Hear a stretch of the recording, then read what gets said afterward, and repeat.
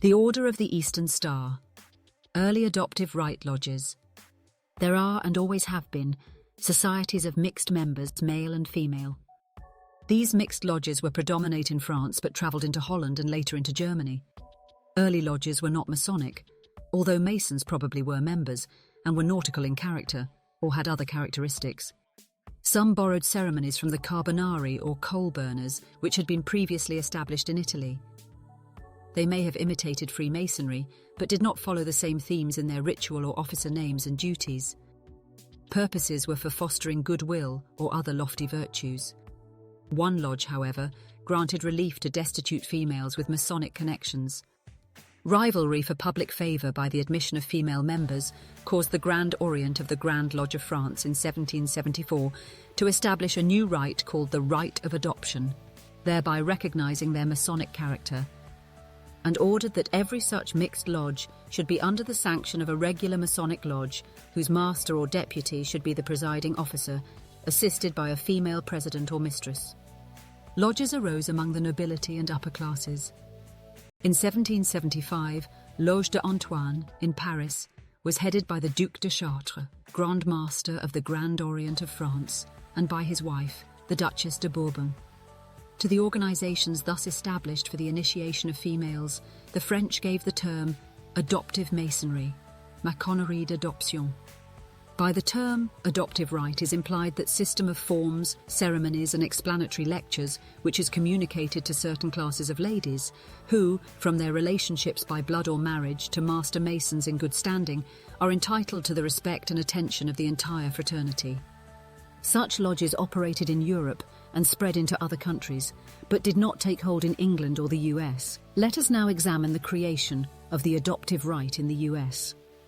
The Eastern Star degrees of the adoptive rite were the brainchild of one young enthusiastic Mason, Rob Morris, who wrote the ritual, ceremonies and lectures drawing his inspiration from the Bible, in choosing 5 women as prototypes to promote his lectures. While Morris is the founder of the rite, it is to Robert Macoy that we are indebted for taking the material Morris turned over to him and systematizing it into the chapter system as we know it today. And it is from the Macoy ritual that all Eastern Star rituals used today are taken. Morris was well educated. He was a writer as well as a lecturer, a teacher, an author, a publisher, and a world traveller. He said he got the germ for formulating his degrees for ladies from the French Grand Orient.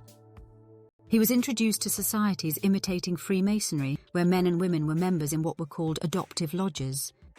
Morris, of Kentucky, said he conceived and arranged his degrees in 1850 and communicated them extensively for Freemasons and their female relatives, oftentimes in his own home. Few female degrees had been printed or published until Morris published his Mosaic book in 1855, which is the backbone of his ritualistic work. 9 separate key or hue books were also published. He called the governing body the Supreme Constellation, which was headed by Morris as the most enlightened grand luminary. About 100 constellations were set up in various states. Individual subordinate groups were called families. These ceremonies proved to be very elaborate and expensive and required more talent than was available. He tried to simplify the work and published a manual in 1860 and a second in 1862, as well as a book of instruction titled The Rosary of the Eastern Star in 1861. The Rosary was his last publication and the end of the family period. Shortly after this, he arranged to turn over his entire system to Robert Macoy, as he, Morris, was returning to the Holy Land. Based on the Rosary, Macoy published a new manual in 1865, in which he has the title of National Grand Secretary on the title page. Thus, Morris's active participation in the further growth ceased, and the family system faded out of the picture. Morris wrote in 1868, "When I sailed for the Holy Land, I resigned to Brother Robert Macoy the title of Grand Patron, and the prerogatives therein, which I assumed as the author of the system, he consenting to undergo the heavy cares incumbent upon the office. I knew my successor to be a man of pure life, of singular zeal in masonry, and one who had exhibited for several years a warm love for this particular system. His assiduity in extending the Eastern Star has been a marvel to us all. He had my full consent and endorsement, and thus became the instigator of a third and more successful chapter system.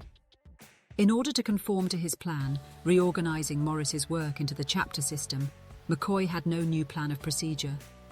On paper, he used the title of Supreme Patron of the Eastern Star. This was the result of a letter from Morris dated LaGrange, Kentucky, April 29, 1871, authorizing the installation of very illustrious Robert Macoy as my successor in the position of Supreme Patron of the world, Adoptive Rite. The installation was supposed to have taken place on May 3, 1875, but the national organization was pronounced defunct in December 1874. Therefore, no Supreme Grand Chapter of the Adoptive Rite took place, and today the state Grand Chapters under the Adoptive Rite are supreme. We appreciate you watching this today. If you would like to learn more about the Order of the Eastern Star, please visit macoy.com. That is macoy.com.